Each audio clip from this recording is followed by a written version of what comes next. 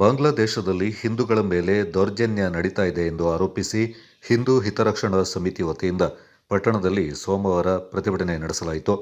ಹಿಂದೂ ಪರ ಸಂಘಟನೆಗಳ ಪ್ರಮುಖರು ಪಟ್ಟಣದ ಪುಟ್ಟಪ್ಪ ವೃತ್ತದಲ್ಲಿ ಮಾನವ ಸರಪಳಿಯನ್ನು ನಿರ್ಮಿಸಿ ಘಟನೆಯಿಂದ ಖಂಡಿಸಿದರು.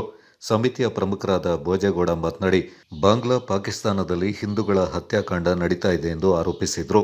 ಪ್ರತಿಭಟನೆಯಲ್ಲಿ ವಿಧಾನ ಪರಿಷತ್ನ ಮಾಜಿ ಸದಸ್ಯ ಎಸ್.ಜಿ. ಮೇದಪ್ಪ, ಹಿಂದೂ ಪರ ಸಂಘಟನೆಗಳ ಪ್ರಮುಖರಾದ ಮಹೇಶ್ ತಿಮ್ಮಯ್ಯ, ದರ್ಶನ್ ಜೋಯಪ್ಪ, ದೀಪಕ್, ಸುಭಾಷ್ ತಿಮ್ಮಯ್ಯ, ಉಮೇಶ್, ಮನುಕುಮಾರ್ ರೈ ಪಾಲ್ಗೊಂಡಿದ್ದರು.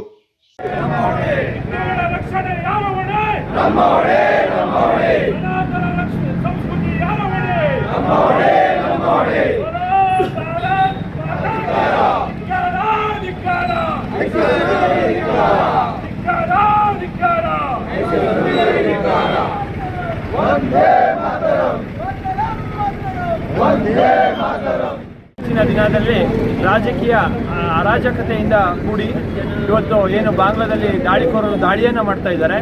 ಏನು 1971ರಲ್ಲಿ ಸ್ವಾತಂತ್ರ್ಯವನ್ನು ಪಡ್ಕೊಂಡಂತಹ ಬಾಂಗ್ಲಾ ಭಾರತದ ಸಹಾಯದೊಂದಿಗೆ ಸ್ವಾತಂತ್ರ್ಯವನ್ನು 1971ರಲ್ಲಿ ಬಾಂಗ್ಲಾ ಪಡ್ಕೊಳ್ತದೆ.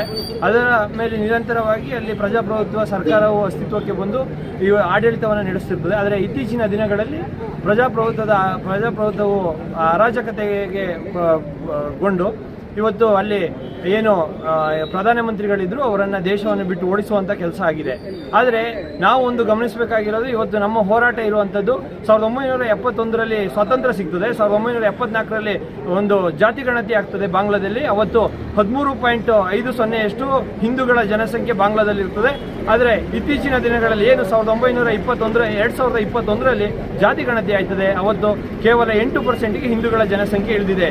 ಇದನ್ನ ನಾವು ಏನು ಅಂತ ತಿಳ್ಕೊಳ್ಳುತ್ತಾ ಹೋದರೆ ಇವತ್ತು ಮತಾಂಧ ಶಕ್ತಿಗಳು